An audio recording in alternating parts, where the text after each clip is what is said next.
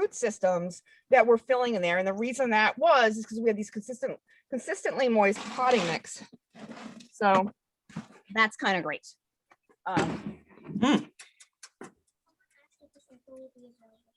I will work with the trustees to make this info available later. I will. We'll go back to our someone presentation. asked if the information will be available later. Yes, it will be. I will work with the trustees to make these slides such as they are available to you guys later. So it keeps your plants safely moist. Another thing that's great for me is that with self-watering planters, depending on the size of your reservoir, don't need daily watering. You might be watering once a week. Go away for a weekend, don't worry about it. Maybe even a week if you're lucky, or if you need to sort of lean on your neighbors or your friends to water your garden while you're away, you're suddenly giving a very much smaller task. And that's great for me, because like one thing that's true is that I cannot be trusted with daily watering. I just can't be. As we talked about before, they are available commercially. These planters are available commercially, and but the cost can be quite prohibitive. But we can build them at home, and that's what we're going to talk about. My slides were in a bad order. I'm going to go to this one. Here we go. So I'm going to talk a little bit. Katie, can you move the video a little bit? I have over here, there are some things that you find that you may have seen around that are actual self-watering planters. This is often referred to as a African violet pot. This is 2 layers. The outer layer is glazed on the outside, so it holds water. And then the interior layer is unglazed. So you put your plant in here, and the water sits in this outer pot and soaks through this unglazed ceramic to kind of keep the water inside, the soil inside evenly moist. So that's an African violet pot. Often you buy plants that are in hangers. They're not really, their reservoir isn't very large, but I don't know if you guys, Katie, tell me if I can see this. This little thing you see in the bottom of your hanging baskets is actually creating, there's a little a raised area here that's actually creating a small water reservoir. And mostly it protects you from dripping all over whatever's underneath, but it does hold a little bit extra water. So there's a little bit of that action going on in these hanging baskets that you buy. This is a window box. And hit present so you can make the, what was that? so you can make the slides a little bigger. Oh, I didn't share my screen. Didn't stop sharing my screen. I should have practiced. I apologize. Let me show you again. African violet pot, outer layer, inner layer, unglazed, glazed. This is a self-watering planter of sort. It even says self-watering fountain inside of it. Here's your hanging basket. Here's your hanging basket with this little thing on the bottom, which is creating a small reservoir at the bottom. Window box, which is labeled as being self-watering.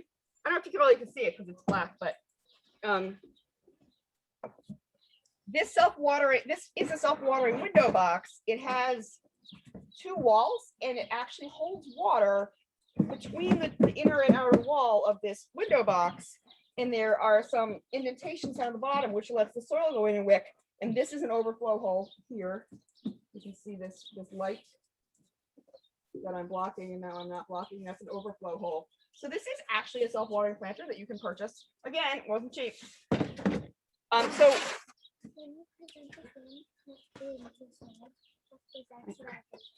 thank you. Okay. So I'll share my screen again. So actually, I wonder if you guys can go between, maybe you can't. All right, so those are our planters. So what does the self-watering planter that we're going to build look like on the outside? Let me see if I can hit present to see what happens. Can you guys still see that? Yes, that's awesome. Even better. All right, so what does it look like on the outside? It basically looks like a plain old planter, although you might see a fill tube up at the top. Here's an empty one. I can't show you. I can't show you at the same time. So it looks basically like this. This is sort of the inside workings of a self-watering planter. You've got the top. You have down here. Can you see my cursor if I point? You guys see my cursor? Yes. So this is here is a false bottom. We're going to talk about that and how this works. And above this, all the brown parts are actually potting mix, and there's a false bottom, and then this goes down inside. I meant to show you this. So this is a wicking chamber that sits inside of a water reservoir, and we're going to fill the water reservoir through this tube. And so if you see here, because the soil, or I say soilless mix, a soilless potting mix that has good wicking action. We'll talk about that a bit more later. Part of it is docking down and sitting inside of this water reservoir, and it's pulling, this water is going to pull it up into the potting mix and keep it evenly moist, and we can fill the reservoir from the top. Which is kind of great.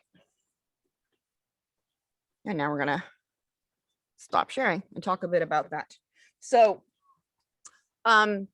we talk about the water. So your bottom water, you may have bottom watered houseplants or seedlings. Kay and I set up a little demonstration this morning. This is some water with some food coloring in it. This is a paper towel. So if we put this in there, can you see that close enough? Do you see this moisture coming up into the paper towel? Can you guys see that? Yes. Yes, okay. So your soil, your potting mix inside your planter is actually going to pull that water out of your reservoir up into the planter. And that's how that's going to work. So we're going to let this sit here. Probably a little while later, we'll have a much pinker paper towel.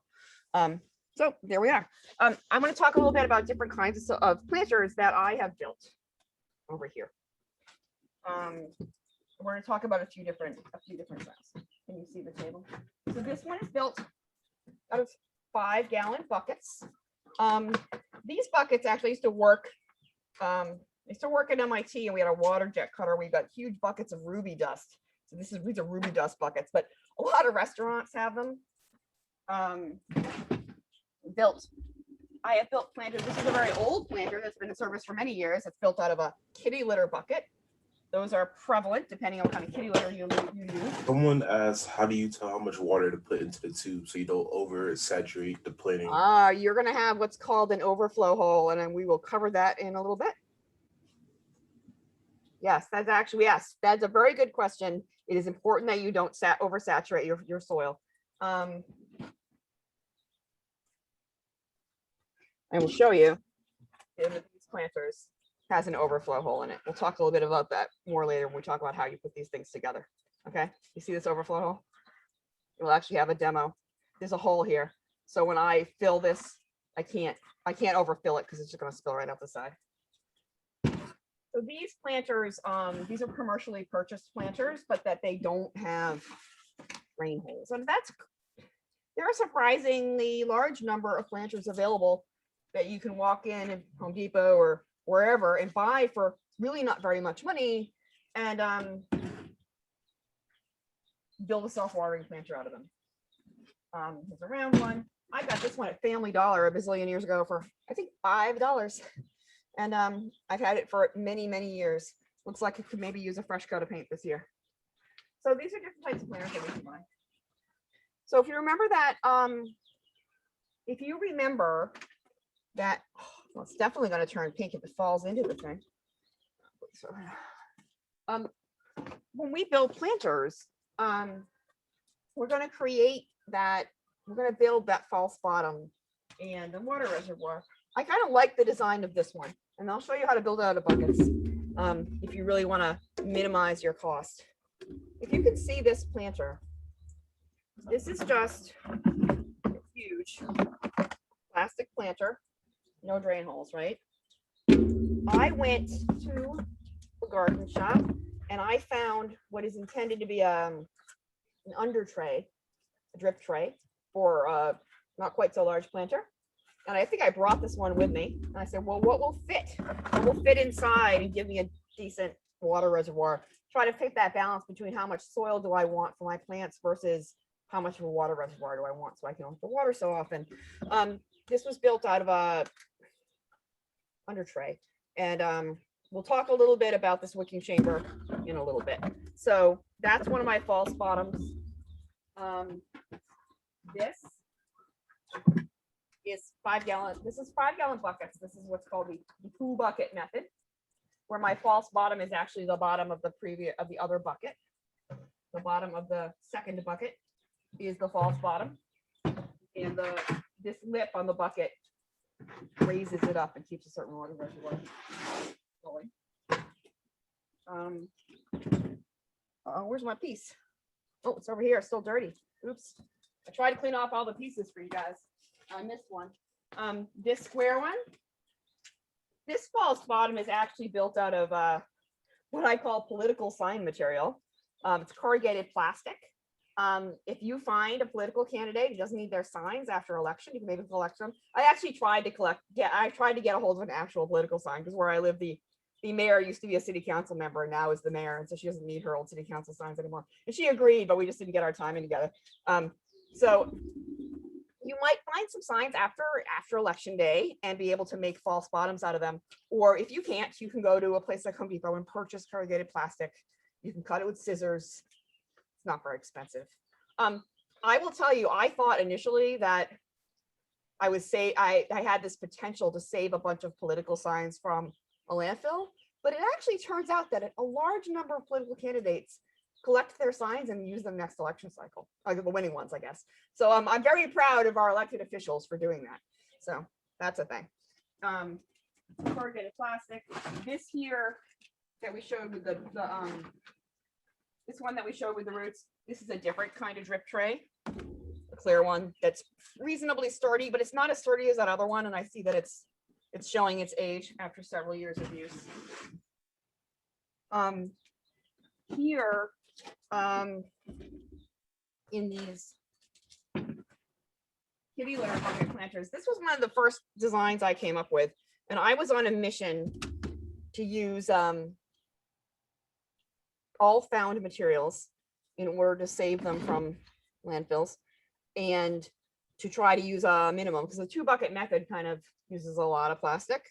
And so I was on a mission to find a design that could use a bucket where the actual inside of the lid has been cut out.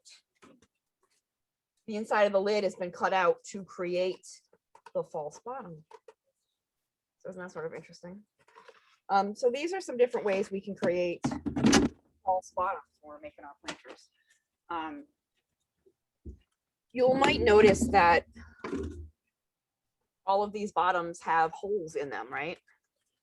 And that's because plant roots need air. You might not think about that necessarily, but you know, when they tell you to repot a plant, that it says don't pack it too tightly. Part of the reason of that is that plant roots do need air. They need little bits of air in between. And so in order to, because you've got this water chamber underneath, there's a possibility that you're really minimizing the airflow into the potting mix. And so these holes in your false bottom actually allow, in that air gap at the top of your water reservoir, to bring some airflow into the roots, which helps a lot. So here we go with false bottoms. Does that make sense?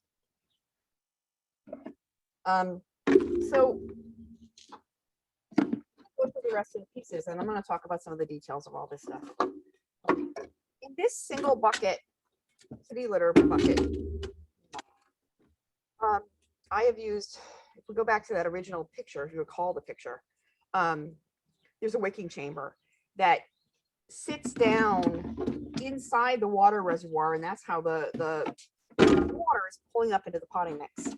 This one is made, a lot of the designs on the internet will talk about using net pots that you could purchase at a garden center. They're intended either for pond plants that are planted under the water, or they're sometimes used in hydroponics.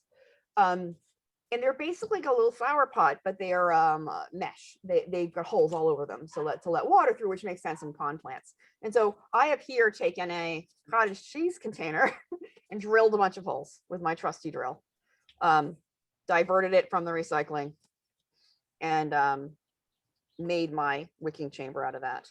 and it's held into the false bottom with zip ties. Okay. Sort of love this bucket planter here. I was still on my mission of reusing stuff I ran around the house. When you have a child and you go to local restaurants, you may get a lot of these little dinosaur plastic cups they give your kid a drink in. This one, it turns out, was almost the perfect height to create the water reservoir. It looks like I cut a little bit off the top of it, probably with scissors. So this was a reused dinosaur cup from some local restaurant to create my wicking chamber. And it's not, you see, this wicking chamber is not even very big compared to the diameter of the planter, but you don't really need very much to just get that wicking started. And especially if your planter never dries out, it keeps going pretty well. Talk about some other wicking chambers. Now I'm going to talk about recently about wicking chambers, which is not a found material, but it's an inexpensive material, which is landscaping drain pipe. I probably got this at Home Depot or some other hardware store, and it has holes already. You can't really see it, but there are slits in here. It comes in two kinds. It comes in this kind, and it comes in a kind that has a fabric sleeve around it. This stuff is, again, not a found material, but terribly inexpensive. So it really depends what your goal here is. Are you trying to not purchase new plastic, or are you just trying to have an inexpensive planter? So your goals might be, your pathway might be a little different depending on that. So if we look, this large planter is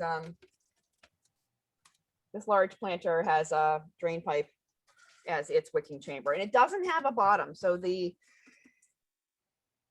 tricky part here is that when the next spring comes and I'm emptying my planters, I empty my planters in order to refill them, because I always take all the soil out. I usually mix in some new compost or something to kind of refresh the soil, but I want to just repack it anyway, so in case it got compacted over the winter. In a case like this, where it has a bottom, I can just pull the bottom out gently and not have a mess on my hands. This, I basically have a mess on my hands, but you can make it work. You pull the soil out, drain it out, and you keep going. Yeah, that drain pipe material is amazing. And my fill pipes are, for me, pretty much universally PVC. I've created this PVC pipe. Most of mine are cut at an angle. Your goal here is that, Katie, is the table in the view? That you don't want to create a situation where your drain pipe has, your fill pipe has sealed itself to the bottom of their planter, of the water reservoir, because the water can't get in.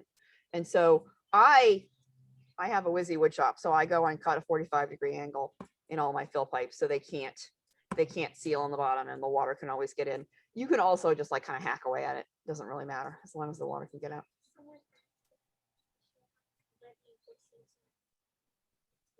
Oh, a ceramic pot. Oh, that's an interesting question. So somebody asked about converting ceramic pots. You can convert a ceramic pot if the ceramic pot is watertight. This is really what it comes down to, is that these planters work because you have an outer chamber or water reservoir part of the chamber that is watertight. So the water can't leak out, so that you put the water in today and several days from now it's still there. And that's how these planters work. So if you had glazed ceramic that is watertight, that could work. I do have a couple of like houseplant things that are like that. There's another option. I will leap ahead to my another thing. I was going to cover this at the end with gotchas, is that over time, some of your things can fail, like this plastic planter, or maybe its brethren. Many of my square plastic planters have cracks in them. They're just I don't know, they didn't hold up over time for this. And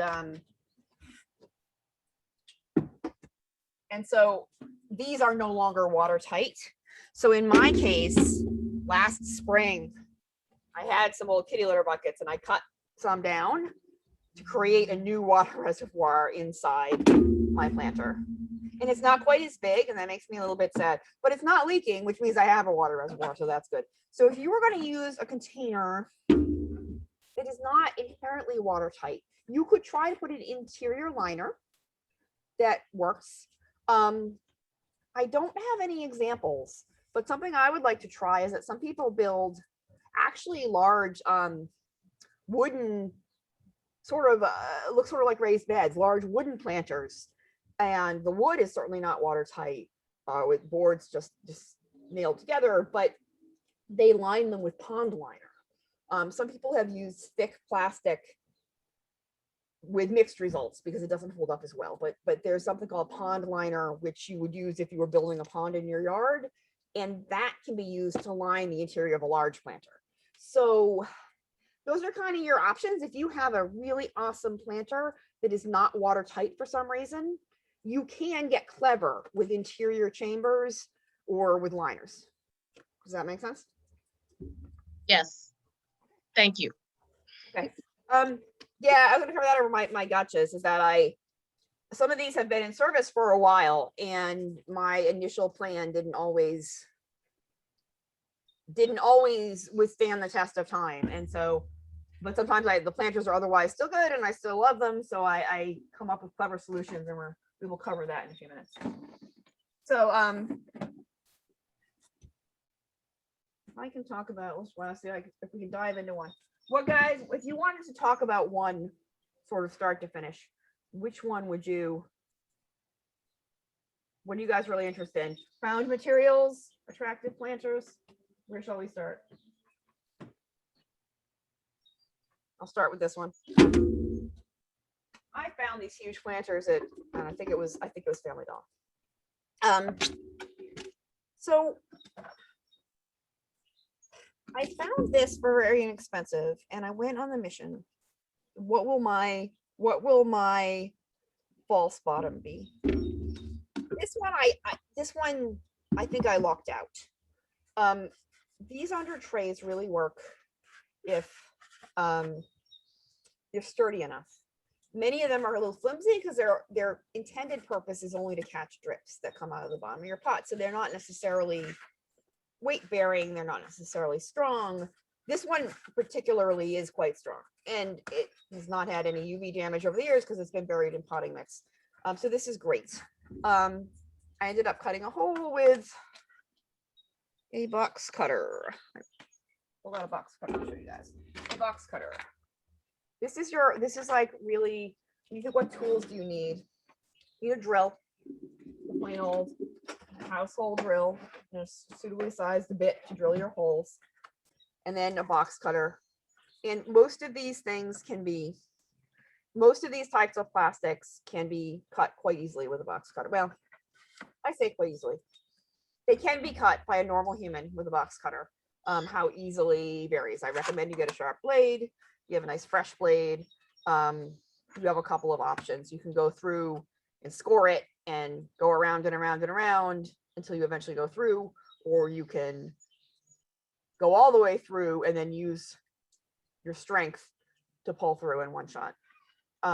With a really sharp blade, I kind of prefer the latter approach. So we're taking this under tray, drill a bunch of holes. I don't have any specific how many holes should you have data. That might be interesting. Big enough that I feel that excess water can drip through if it rains and water gets in. Big enough to let some air flow and it's not going to get clogged, but small enough that your soil's not going to fall through. And then I've attached my wicking chamber, which is the drain pipe in this case, with zip ties. I was working on some other clever ways to not have to use zip ties, and I do have a few tricks, and I can share with you my original kitty litter bucket document that doesn't use zip ties, but It's terribly clever, but maybe too clever for its own good. Taps this in. When you're in this state, you kind of need to put your false bottom in and try to understand how deep you need your wicking chamber to be, and do some juggling to make that right. So one of the nice things about the drain pipe is you really can cut it anywhere you want easily with a box cutter with scissors. So then you put this in, and you kind of have to figure out how your fill tube is going in. And in a round planter, in many planters, a bucket planters not so much, but in planters that have a flare, your fill tube's going in at an angle. So the hole you're cutting is not actually round, it's kind of an oval. And so you might need to do a little bit of jiggling. You can kind of you might be able to kind of lay it there and mark it with a marker, get a sense of it. You don't have to be perfect. You just need to get your holes around the fill tube small enough that you're not losing a lot of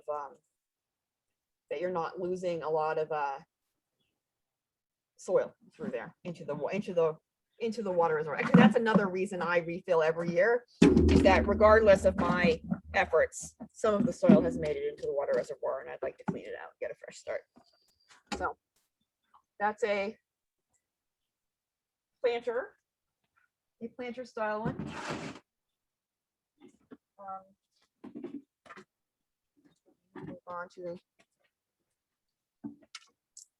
Let me move on to the single bucket kitty litter one. No, I take that back. I'm going to go with the 2 bucket 5 gallon because it's really quite simple. It's crazy simple. It's one of the simplest ones you can build. If you it's not uncommon for local restaurants to get some of their supplies in 5 gallon buckets. Oh, the overflow hole. Oh, I actually haven't done the overflow hole. Thank you for reminding me. I have one of these planters. I have one of these same planters. There was a pair that still has last year's dirt in it. And this is my overflow hole right here. So I'm going to show you. I just drilled a hole. I figured out where the water reservoir ends. And I want to actually right here. Are you pointing the camera at the overflow? There we go. See? So there you are. That's what happens when you overflow. You kind of like need to sometimes it can be hard that you can't always see when you get your false bottom in there. You can't always tell exactly where you need to put your overflow hole, and you'll see in a couple of mine that some of these have, no, not the ones I'm showing you. Some of mine have 2 overflow holes because I guessed wrong. Oh yeah, this one does. This one has this overflow hole, which is what I thought the overflow hole was supposed to be. And then it has this lower one, which is where it really should have been. Oops. But you can figure it out. Another thing that happens is that you may have been correct initially, and then your false bottom sags over time depending on the materials that you use. Okay, so those are overflow holes.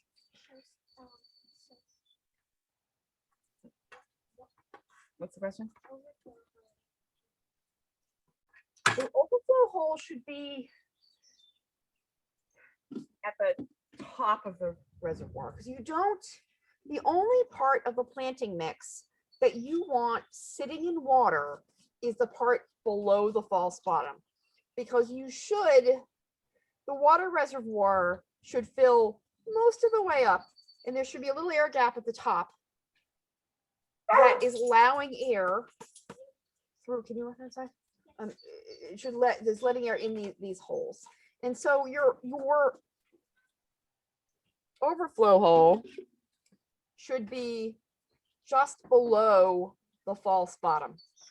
It shouldn't be here, because then you've got water soaking above your air holes, and so you're not getting the benefit of the air getting up from the underside. So you want your you want your overflow hole near the top of the reservoir, but not in the soil, not above the soil line, if that makes sense. Okay. And that was pretty dramatic when the water started pouring out. So take note of where you're putting your planters. But you know, it's great. It means that you can't mess up. You can't overfill these planters if you put your overflow hole in there. It's just going to pour out. It means if it rains and the water will drip through these holes, which are also letting you drip the water out, and it'll go out the overflow hole. You're not going to drown your plants with one of these planters, which is great. Go back to the 2 buckets. I railed against the 2 bucket system for a good long time because part of me was like, oh man, there's so much plastic in the world. This is so much plastic and you don't need 2 layers. And you know, and I've done 5-gallon buckets where I also cut the middle out of the lid and did something clever with making the interior of the lid into the false bottom, just like with these kitty litter buckets. It can be done. But I'll tell you, this is simple. 2 buckets, and the 2 buckets, as you can see, naturally sit above each other because these 5-gallon buckets have this huge rim on them. So they naturally create a reservoir when you stack 2 buckets together. So you just need to create a wicking chamber of some sort. And I use that old restaurant cup. So it's very simple. Drill some holes, stick in a wicking chamber. Again, you could use the drain. You could use this drain stuff, whatever you want. Drill a hole for your fill tube, and you're ready to go. I actually didn't get. Katie, would you be kind enough to run inside and get me a plastic grocery bag? We'll use that later in this thing. There's a reason I still have the ring of the lid on this, and we'll cover that later when we're talking about how to fill these planters, which it's a little early, so I have nothing to plant yet. So I'm not going to be filling I'm not going to be filling on camera because of that. But okay, that's fine. I'll get it later. But thank you, sweetie. All right, so these are 5-gallon bucket planters. The 2 bucket system. Very simple. And if you kind of keep your eyes open, these 5-gallon buckets are kind of everywhere. I guess I have another thing I would say about found buckets is you might have some concerns about if you're growing food crops, are the buckets food safe? So if they came from a restaurant, the answer is yes. But it turns out on the bottom of these buckets, it will tell you what kind of plastic it is. Like this says HDPE, and I don't recall what that stands for, but quite a large number of plastic buckets on the market are made out of food grade plastics, that are approved for food use. But you can always find on the bottom of your bucket what kind of plastic it's made out of, and you can look it up and see whether that's okay. Depending on what was in the bucket, you should also think about that. There are a lot of construction buckets. Some of them are like fine, you rinse them out, you're okay. Like these had ruby dust in them. You know, ruby dust, once you rinse it out, I have no concerns about growing food crops in that. But do pay attention to where you're getting your buckets from and what had lived in them previously, and what you're planning to grow in them. But yeah, it's terribly convenient that the data is right there on the bottom of the bucket about what they're allowed. And it turns out these kitty litter buckets are made out of the same stuff the restaurant buckets are made out of. So I am entirely comfortable growing food plants in those buckets. But obviously you should make your own. I will tell you that one thing I wonder about is I wish I had an alternative solution to PVC. If any of you guys have great ideas, I'd love to hear them. Some people have PVC concerns. Some people think those concerns are overblown. I use PVC. Don't really worry about it. I've been wondering about whether bamboo might last a season or 2. I have some big bamboo poles. I don't think they would last very long because they're buried in moist soil for an entire season. So that's probably not making the bamboo long for this world. What can I say? How about metal? if it's metal, that's not gonna corrode in moist conditions. So maybe.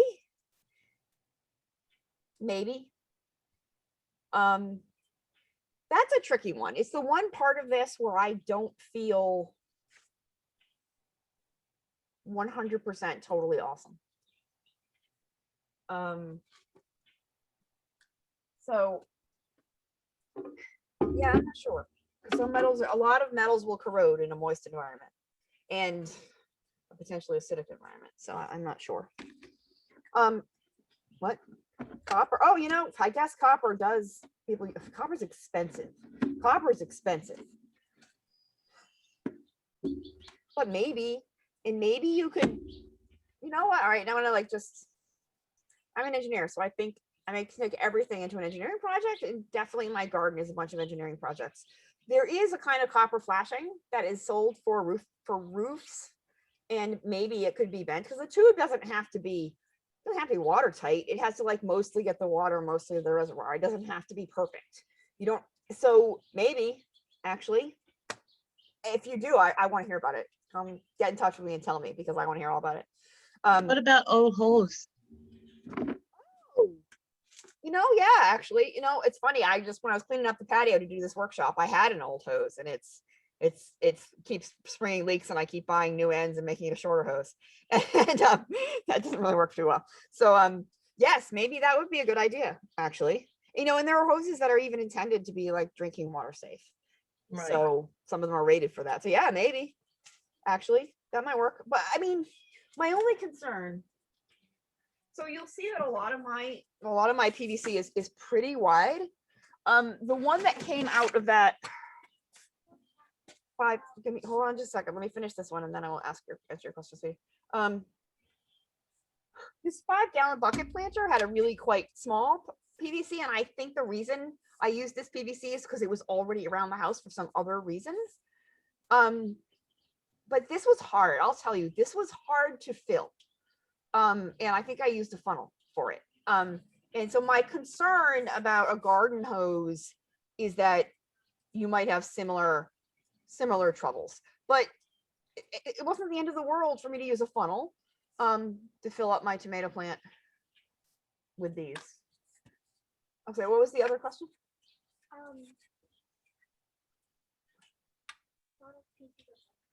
Sawed-off pieces of bike frames. They have some reuse if you have bike frames and you have the tools to saw them up.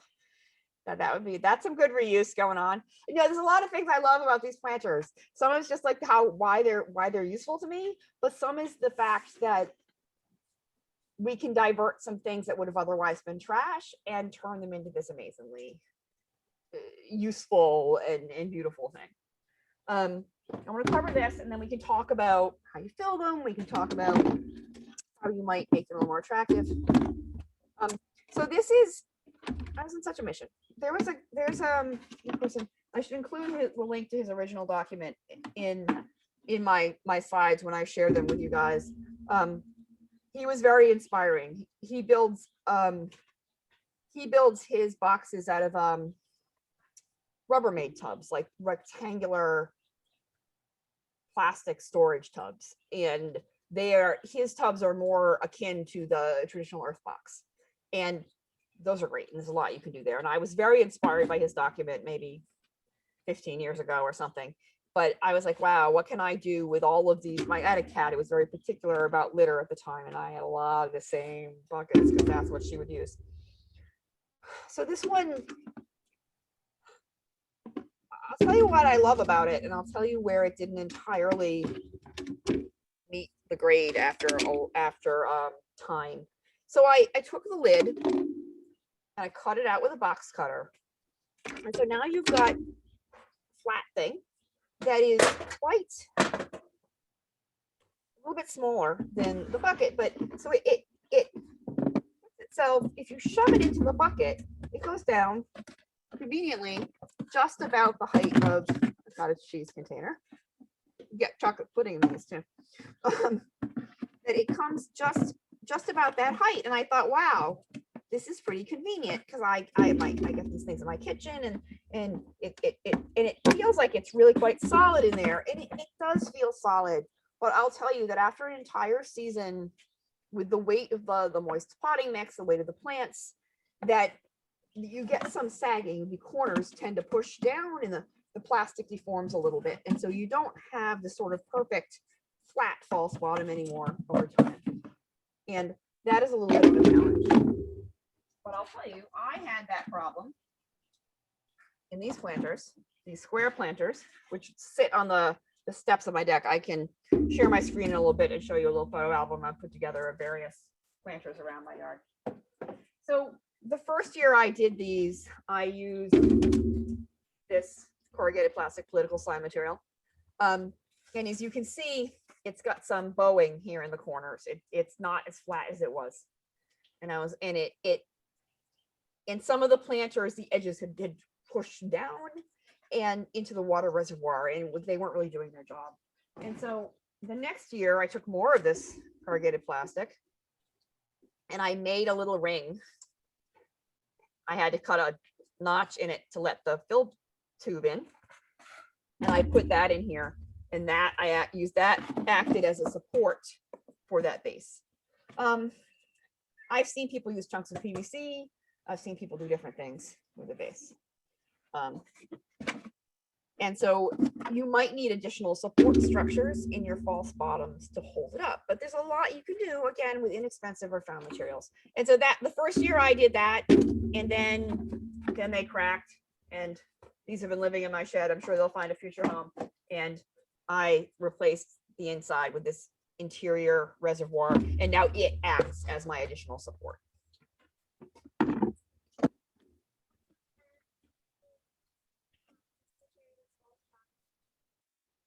Okay, so if you don't, sorry, what was the question? What you found? Okay, okay, all right, okay. 55-gallon drums with corrugated drainage pipes as a coiled reservoir. Okay, you don't, okay. No, I know what you're talking about. I wish I had an example of these other style of planter. Let me see if I can describe what it would be like. There is another style of self-watering planter.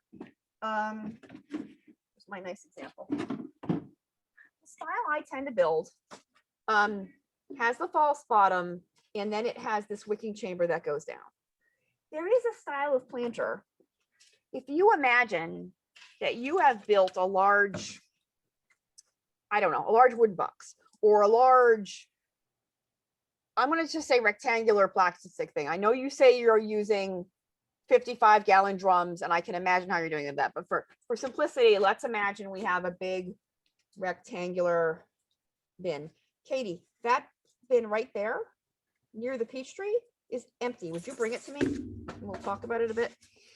If you had a big rectangular thing and you got this drainage pipe, and this is a place where the kind that comes in the sleeve might be useful, or you could buy some landscaping fabric.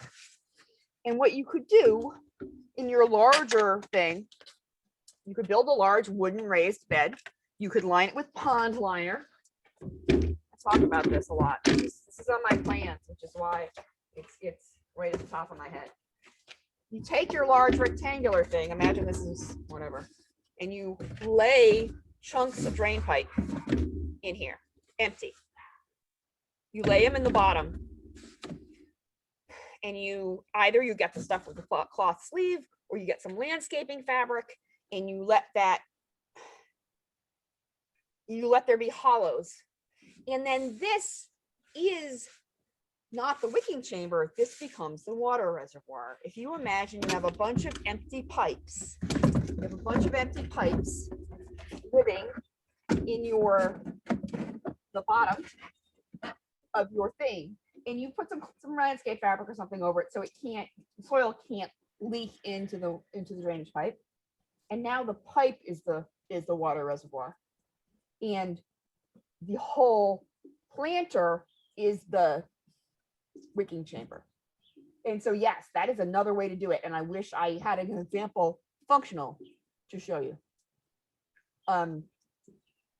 So does that make sense?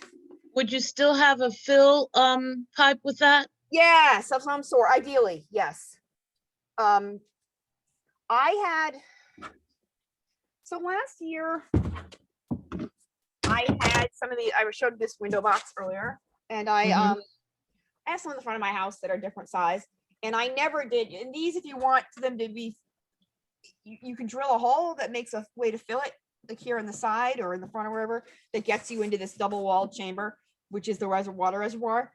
And I never drilled my hole because I just never got to it. And so I used to pump water until it dripped out of the bottom. And so like I knew that some was going into the water reservoir, and it really wasn't ideal. I would still try to make a fill tube because there are advantages to bottom watering and wicking and consistent moisture. A lot of plants thrive under those conditions. And when you top water, you risk compacting the soil. And so I would try to get a fill tube in there somehow with that same system. I would probably just cut a hole in the drain pipe and run some PVC into it or whatever. Yeah, so I would do that. Yeah, so this is kind of an example. I know it's all black, sorry, but that's kind of what it would be like. And I'm really intrigued by this design. I'm actually, Crystal said that you're using it, that I'm very intrigued by this design. I've been wanting to put one into action and I haven't yet. But yeah, it's the principles are the same, the details are different. And there's a lot of great resources on the internet of different ways people build these, and I find them all quite fascinating. Okay. So where are we? Oh, drill holes, fills faster. Huh, okay. Somebody says that they drill holes in the side of their fill pipe. Well, in my case, my reservoir is only this tall. And, you know, my reservoirs are, and the kinds of planters I have been using, my reservoir is only this big. It's not that big of a deal. But yeah, whatever. It doesn't, whatever is working for you, obviously. And I personally love the fact that every time I build a new planter, every year when I empty my planters, I was sort of excited that this year I've emptied several of my planters here in March to show you guys what they look like empty, which means I have more opportunities. Like I think this guy might get a coat of paint this year. We were gone last year, but it was already planting time. We said, nope, not gonna happen. So speaking of painting, I have some thoughts. I have not painted any of these plastic planters yet, but I have painted the plastic window frames on my exterior doors, and I have a few recommendations. Let me talk about why you might want to paint, even if you don't think you care that it says kitty litter on the side. Over time, exposure to UV from the sun causes the plastic to degrade, and it gets really brittle. You see, this is just breaks right off. This one is several years old, and it's sat out front of my house where it's really quite bright and hasn't been brought in the winter. And this is what's going to happen to most plastics over time as they are exposed to the sun in harsh conditions. You could get more time out of them if you painted them. Also, if you leave your planters out over the winter, they might crack. The water inside of them might freeze and expand and crack. So bear all of that in mind when you're planning ahead. Painting plastic's hard. If you guys have ever painted plastic, you might find that it peels.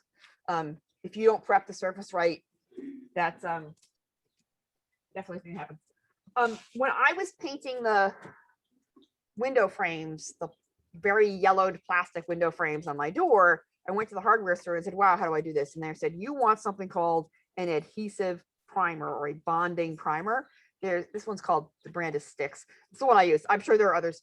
Like, seriously, talk to a real paint place and get a primer that's going to bond the plastic.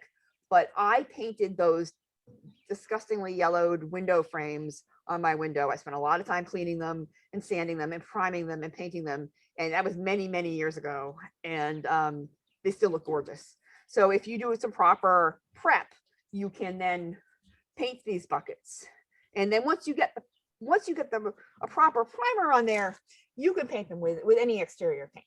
You could make it a single color. You could paint pictures on the side. You could be really quite artsy with what you're doing and get longer life out of your planters. Another idea that I have that I think would work, especially with these buckets that have a lip, is that there's a kind of, people are familiar with Mod Podge. It does a technique called decoupage where you take fabric or paper, and Mod Podge is sort of like, imagine a bunch of glue, right?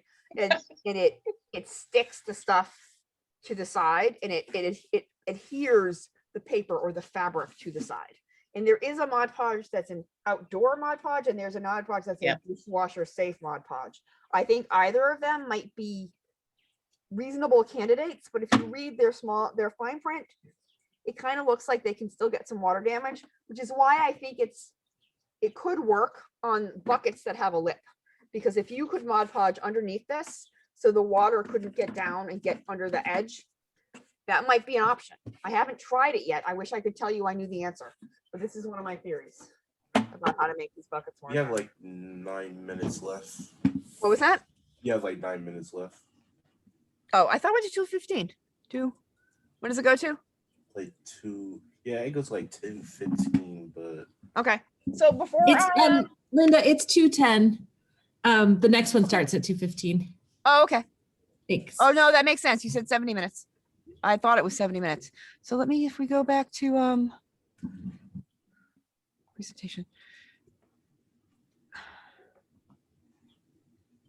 Oh, here we go, share.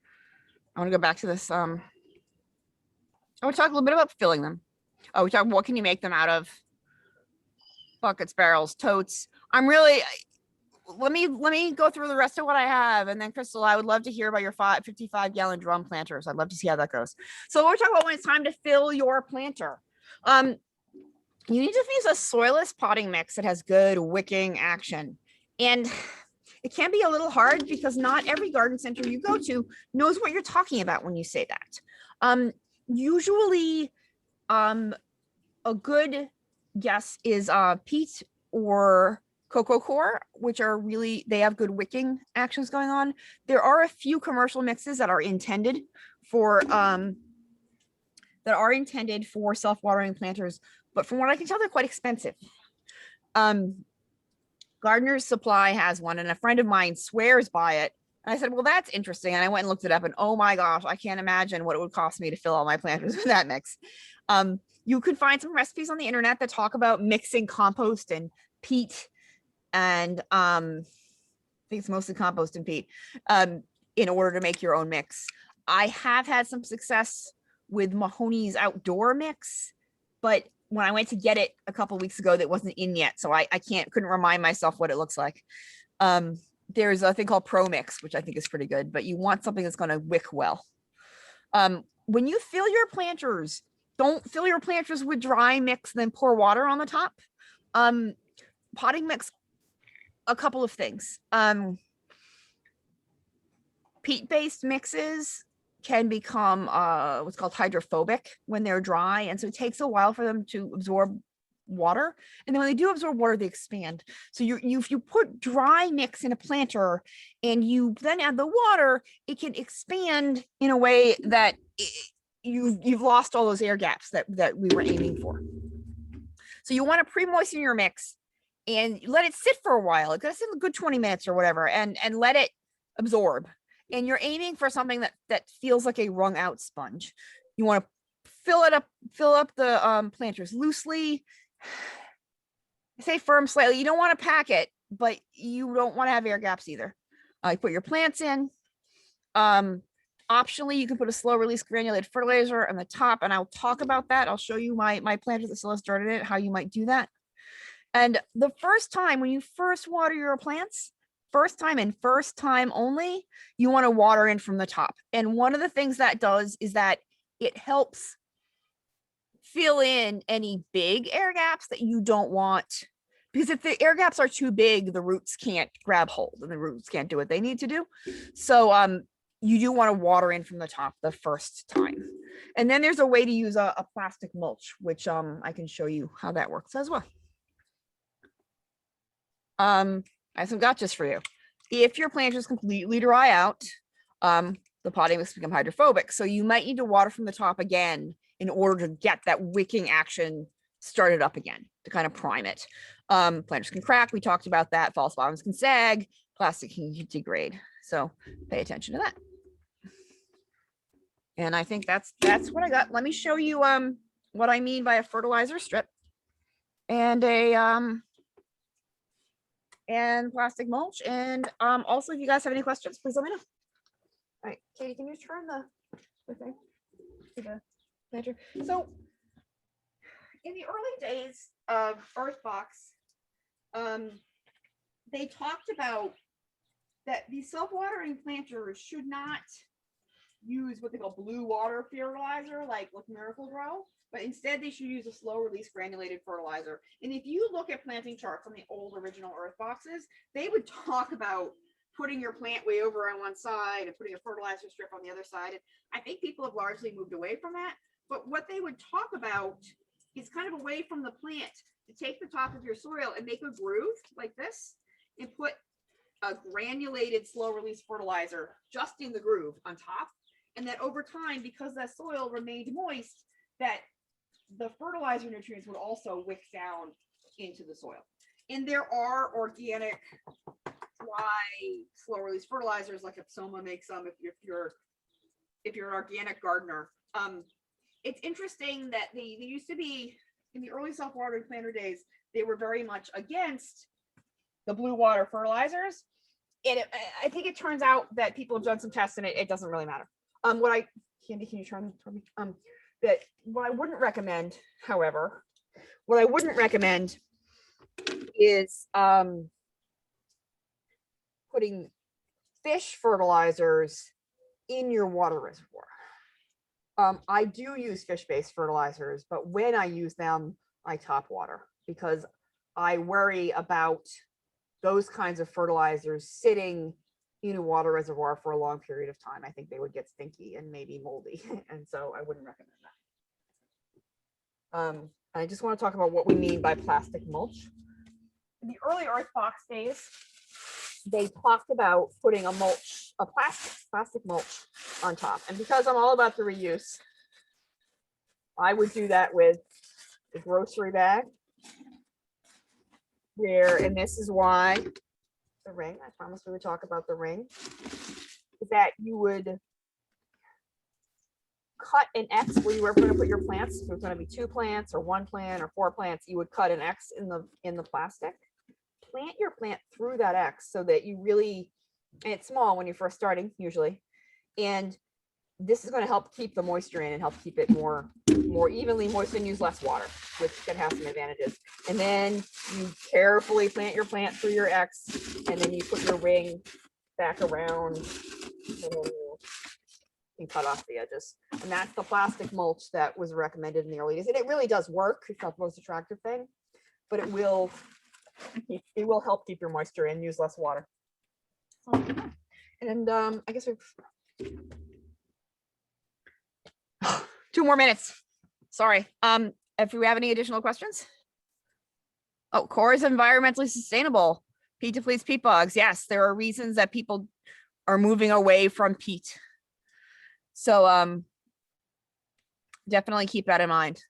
There are reasons that you might want to use cocoa coir instead of peat. I'm so always curious about whether there's something else that we could be using that's more locally sourced than either of those things, and I really don't know.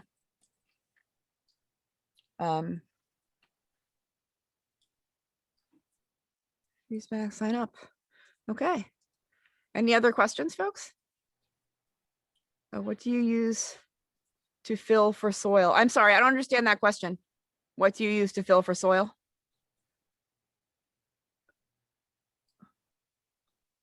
Do you mean what kind of soil? Or do you mean?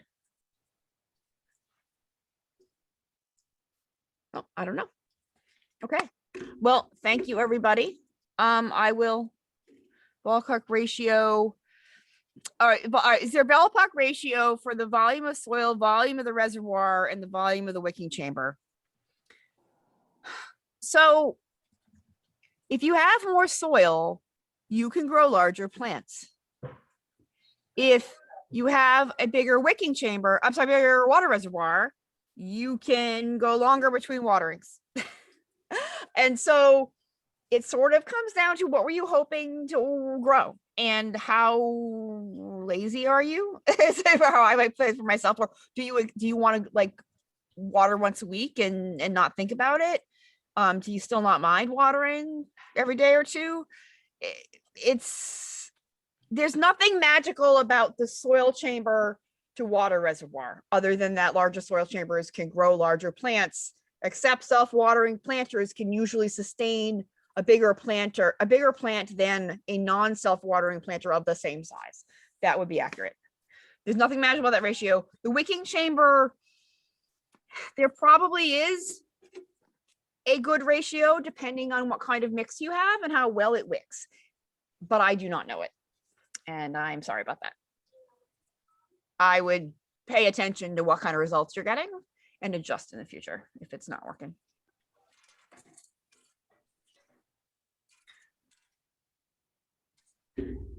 Thank you so much. Thank you. Thank you, everybody. I hope you will all have a wonderful planting experience. Can't wait to try it out. Thank you. Thank you, Linda. dried out Thank you plants. so much. Have a good day. Bye. Can't wait to get outside. I know. Yeah. I know, for real. It's beautiful out here. Okay.